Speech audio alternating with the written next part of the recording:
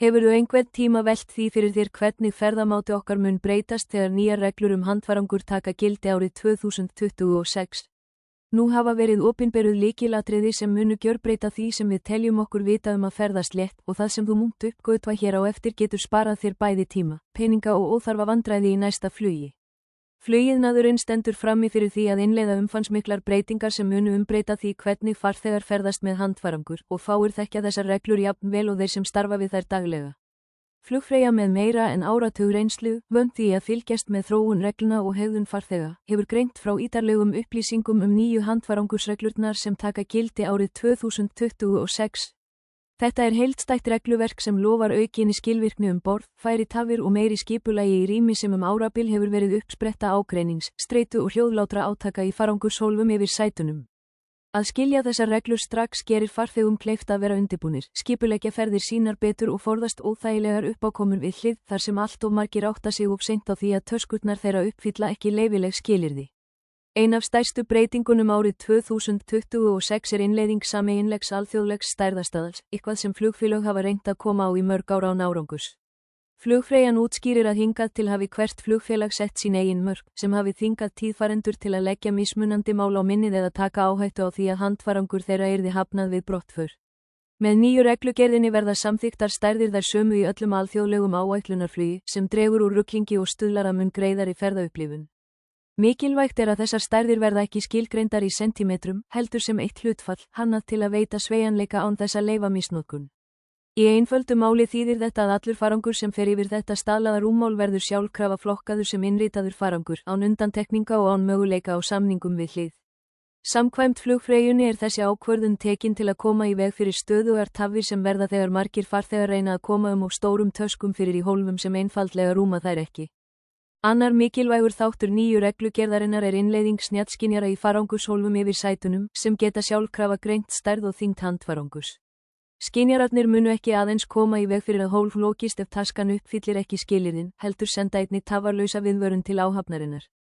Markmiðið að draga úr handvirkri íhlutun starfsfólks við eftirlit, flýta fyrir borðsetningu og minnka togstreitu milli farþega og flugfreyja. Flugfreyjan segir að þessir skynjarar hafi verið prófaðir á evrópskum flugleiðum og niðurstöðurnar hafi komið á óvart. Ágreiningur rými hafi minnkað meira en 50% og skipulag farangurs í farþegarýminu orðið mun betra. Farþegar munu ekki lengur geta þröngvað töskum inn í hólfin eða loka þeim með afli sem setur öryggi flugvélarinnar í hættu. Reglurnar árið 2026 fela einnig í sér strangar takmarkanir á fjölda persónulegra muna sem hver farþegi má hafa með sér. Þar sem áður var leyfilegt að vera með handfarangur og aukahlut, eins og bakpoka, handtösku eða tölvutösku, sameinar nýja kerfið allt sem farþeginn tekur með sér í farþegarýmið í eitt heildarrúmmál. Þetta þýðir að fartölvutaska, lítill bakpoki eða jafnvel myndavélahulstur þarf að vera inni í handfarangrinum. Þessi ákvörðun byggir á ítarlegri greiningu á þeim tíma sem tapast þegar farþegar glíma við marga hluti við borðsetningu, sérstaklega þegar þeir þurfa að taka raftæki upp eða enduraða eigum sínum við sætið. Flugfreyjan bendir á að þessi breyting muni neyða farþega til að skipuleggja betur og einfalda það sem þeir taka með sér, eitthvað sem margir vanir ferðalangar gera nú þegar, en verður skylda fyrir alla þegar reglurnar taka gildi.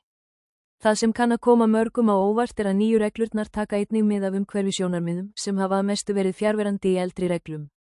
Frá og með árinu 2026 verður efni handfarangurs lykilatriði. Flugfélög munu geta takmarkað töskur sem úr mjög stífum, lítt sveigjanlegum efnum eða sem geta auðveldlega brotnað við högg. Ástæðan sú að brotinn farangur vaxandi vandamál á flugvöllum og sterk efni hafa oft hvassar brúnir sem geta skemmt aðrar töskur eða jafnvel farangurshólf flugvélarinnar. Flugfreyjan útskýrir að hvatt sé til notkunar léttra og að hluta sveigjanlegra efna sem laga sig betur að rýminu og minnka hættu á skemmdum. Jafnvel hefur verið rætt merkingakerfi svipað og notað í raftækjaiðnaði, þar sem farþegar geta séð hvaða töskur eru sjálfbærari og betur samþykktar. Annað atriði sem mun vekja miklar umræður meðal farþega ný þyngdarmörk, sem verða strangari og erfiðari að komast hjá. Í stað þess að leyfa rúman sveigjanleika eins og áður, þar sem margar flugfélög vógu handfarangur valla, krefst nýja reglugerðin þess að allar töskur séu vaktaðar með vógum sem eru samþættar sjálfvirku innritunarkerfi. Þar að auki verða tilviljanakenndar athuganir fyrir brottför og skynjarar sem meta hvort taskan fari yfir leyfilega þyngd þegar hún sett í hólfið. Ef umframþyngd greinist verður taskan send í farangursrýmið án undantekninga og farþeginn þarf að greiða viðeigandi gjald. Flugfreyjan leggur áherslu á að þetta sé ekki gert til að gera farþegum lífið leitt, heldur til að draga úr öryggisáhættu sem tengist og þungum töskum sem geta fallið úr hólfum í ókyrrð. Að hennar sögn hefur slysum vegna fallandi farangurs fjölgað á undanförnum árum þar sem margir reyna að forðast gjöld fyrir innritaðan farangur. Fyrir farþega sem ferðast með raftæki kynnir reglugerðin árið 2026 hraðari en jafnframt strangari öryggisferla. Í fyrsta sinn verður leyfilegt að skilja eftir síma, litlar myndavélar og hleðslutæki inni í töskunni, en fartölvur, stór spjaldtölvur og drónar þurfa að vera í sérstöku hulstri sem hefur alþjóðlega viðurkenningu. Hulstrið þarf að vera hita og höggþólið og bera sýnilegan kóða fyrir öryggiskana. Flugfreyjan segir að þetta muni stytta raðir í öryggiseftirliti en krefjist þess að farþegar fjárfesti í slíkum vottuðum hulstrum.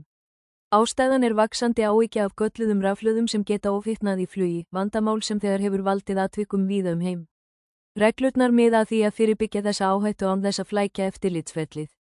Áður en við höldum áfram mundu að gerast áskrifandi að rásinni. Eitt smellur hjálpar okkur gríðarlega. Og ekki gleyma að skilja eftir skoðun þína í athugasemdum. Mikilvæg breyting snýr einnig af vökvum og snyrtivörum sem í fyrsta sinn í mörg ár munu sæta umfangsmikilli endurskoðun.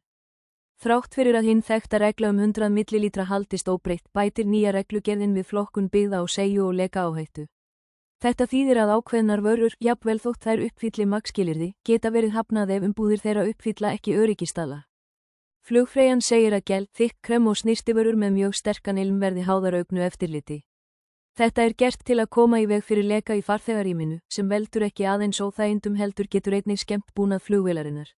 Margir farþegar telja vökvareglur ýktar en áhöfnin upplifir aðstæður þar sem smávægilegur leki getur haft áhrif á sætalesara, hnappa, skjái eða teppi sem erfitt er að hreinsa.